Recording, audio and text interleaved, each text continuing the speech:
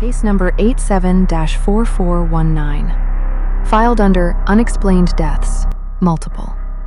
Jurisdiction, Harlan County, Kentucky. Investigating officer, Detective Margaret Soto, since retired. Since deceased, actually. Heart failure, according to the coroner. According to her daughter, she hadn't slept more than 90 minutes at a stretch in the last 4 years of her life. I obtained the case file through a Freedom of Information request in 2019. Took 11 months to process. When it arrived, half the file was redacted. Thick black bars across names, addresses, timelines. But they forgot to redact the photographs. That's always where the mistakes happen. Not in the words, in the pictures. Inside, 17 photographs. Standard 35mm glossy finish, dated April 4th, 1987. The first 16 showed a basement, concrete walls, a single drain in the center of the floor, rust stains that could be old blood or could be water damage. The forensic part of my brain cataloged the details. The other part, the part that keeps me awake at night, keeps me hungry, it was waiting for the 17th frame. And the 17th frame delivered. Same basement, same drain, same stains. But there was a figure standing in the corner where the concrete met the ceiling. Not on a ladder, not on anything. Just standing horizontally, feet pressed against the junction of wall and ceiling, head hanging down toward the floor, arms at its sides. The perspective was wrong. The gravity was wrong. I stared at that photograph for 6 hours, ran it through 2 separate image analysis programs. No signs of manipulation, no double exposure. The grain was consistent. The shadow the figure cast, and it did cast a shadow, fell upward across the ceiling, which is to say it fell downward from where the figure stood, as if the light source respected whatever impossible physics kept that body pressed against the concrete. It was a girl, or it had been. Long, dark hair hung straight down, toward the floor, toward the drain, roughly 3 feet of it, swaying slightly, which shouldn't have been possible in a still photograph. The image was sharp everywhere else. The hair was the only thing blurred. I need to tell you about the house. I need to tell you about the girl. I need to tell you about what they found in that basement before the photograph was taken, and what they found after. Because the photograph is not the beginning of this story, and it is certainly not the end. The house was a 2-story farmhouse on Route 11, built in 1931 by a man named Elias Combs. 3 bedrooms, 1 bathroom, a kitchen with a hand pump well, and a basement accessible only through a hatch in the hallway floor.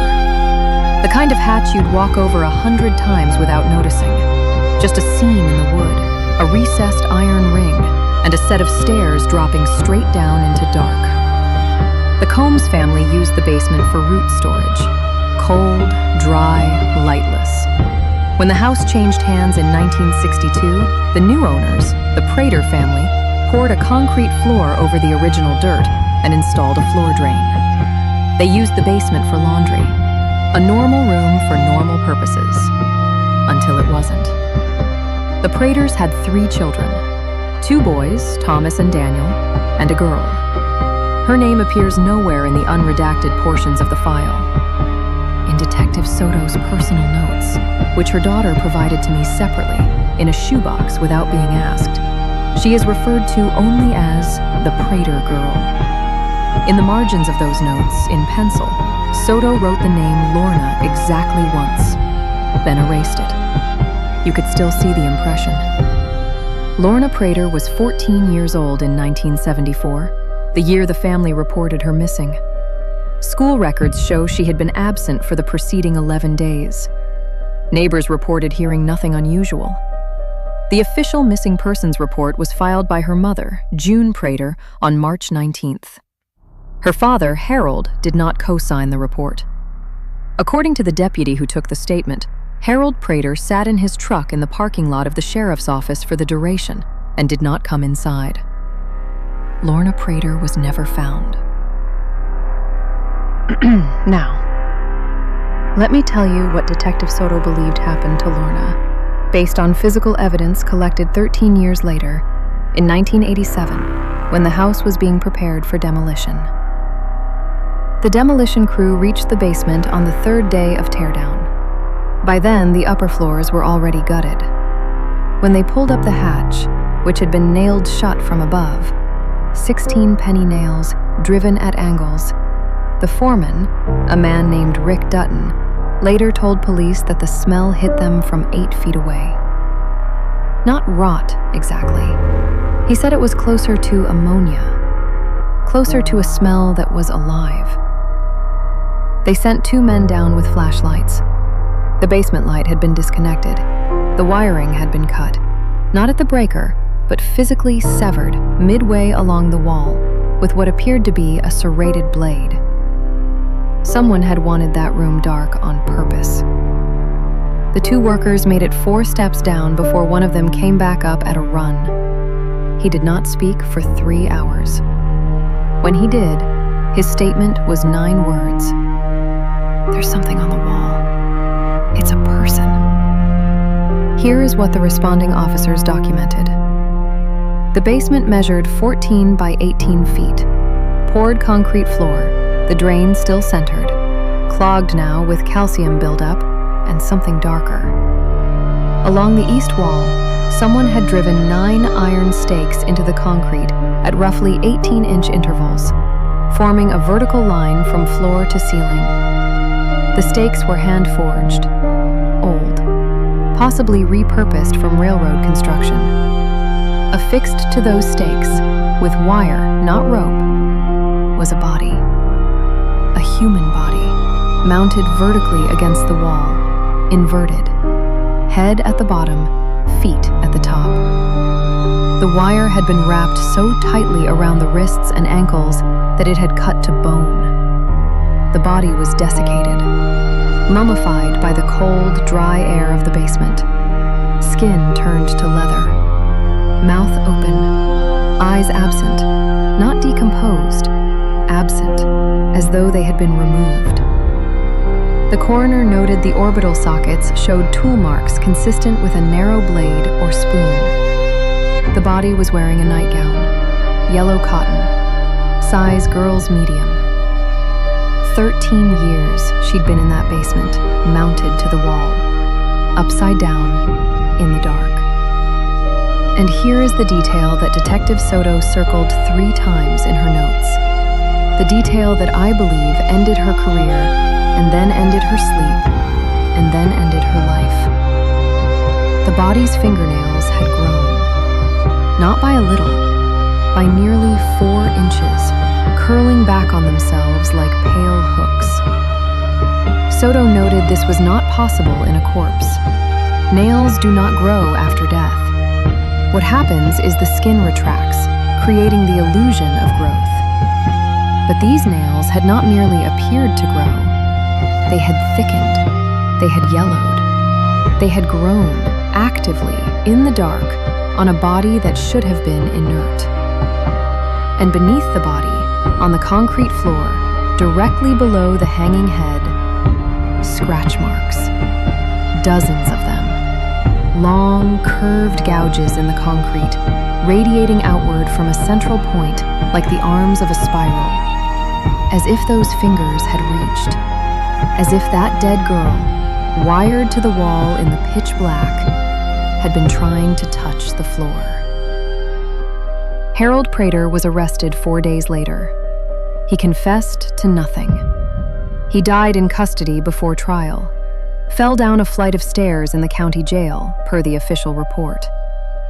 His skull showed 3 distinct impact fractures on the occipital bone. Stairs typically produce 1. June Prater had died in 1979. Cause of death? Severed spinal cord at the C2 vertebra. She had fallen down the basement stairs. The hatch had been found closed above her. She had been dead for approximately 5 days when the mail carrier noticed the smell. Her body was found at the base of the stairs, face down, arms extended in front of her, as though she had been crawling toward the far wall. Toward the east wall, toward the stakes. Thomas Prater, the eldest son, left Harlan County in 1975 and settled in Dayton, Ohio. In 1983, he was found dead in the basement of his rented duplex. Cause of death? Broken neck, consistent with an inverted fall, meaning his body showed injuries suggesting he had fallen onto his head from a height of roughly 8 feet, the exact distance from ceiling to floor. He was found on his back, legs propped against the wall, as though he had slid down from the ceiling. The Dayton coroner ruled it accidental, theorizing he had fallen from a stepladder. There was no stepladder in the basement.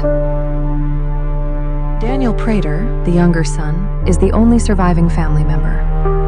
According to the last public record I could locate, he was admitted to a long-term psychiatric facility in Lexington in 1988. His admitting diagnosis includes a note I have never seen in any other medical document.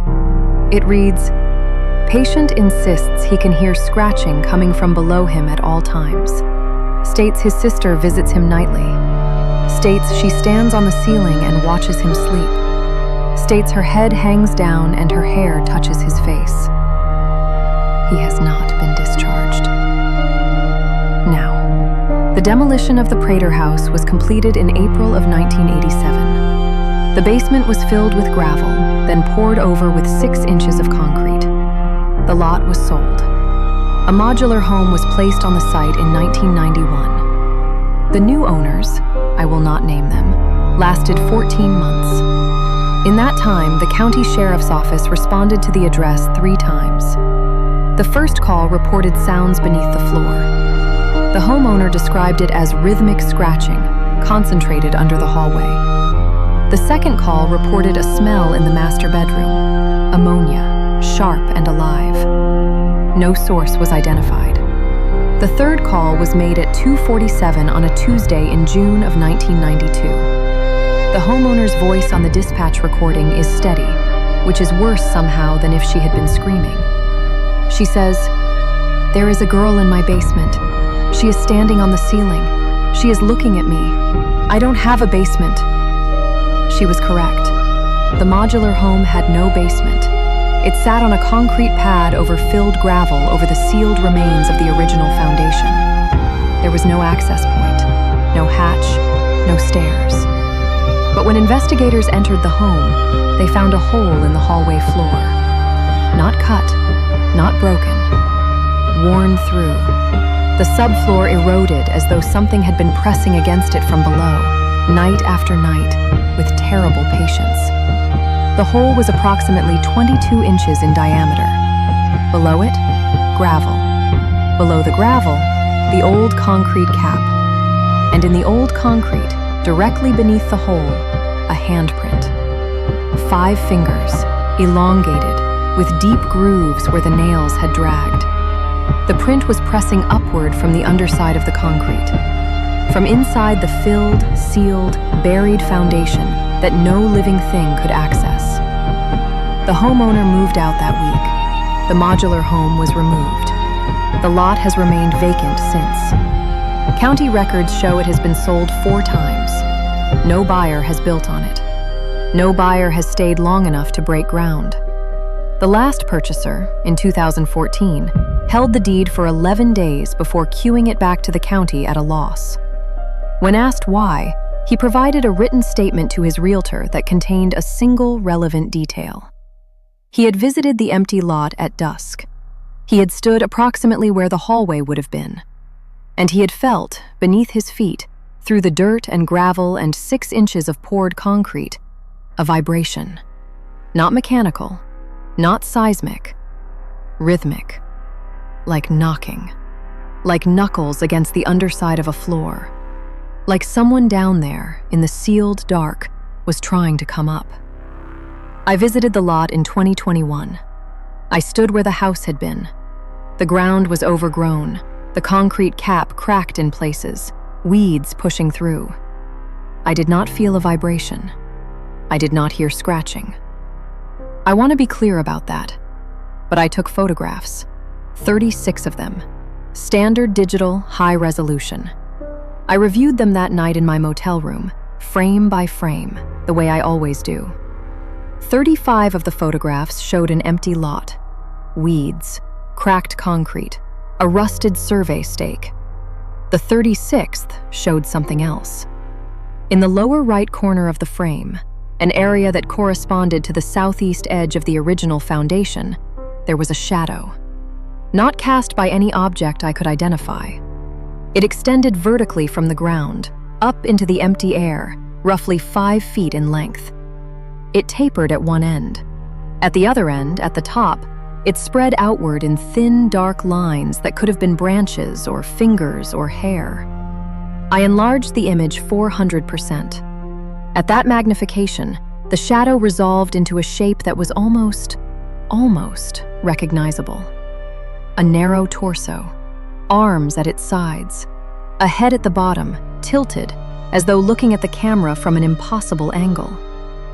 I deleted the photograph. I want to be honest about that. I deleted it immediately.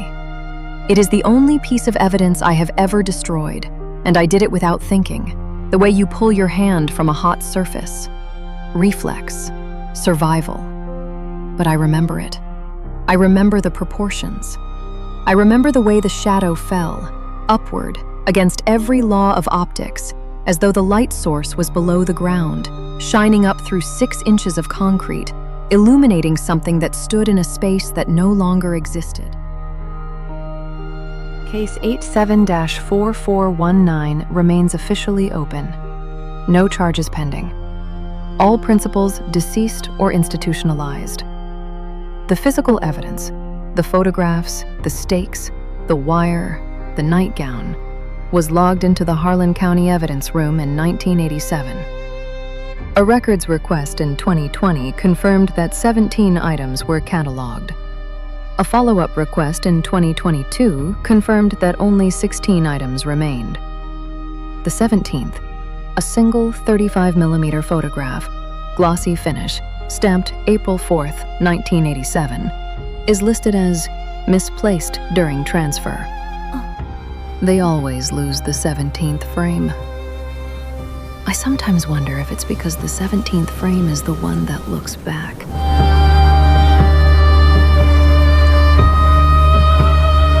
You've been listening to Unredacted. The dead stopped breathing. They didn't stop talking. So don't walk away quiet. Leave a comment. I read every single one. Like this video so it finds the people who aren't afraid to look. Follow me wherever you listen, and subscribe. That's the one that matters most. Because these cases don't stop. They just wait for someone willing to open the file. I'm Qiya. See you in the dark.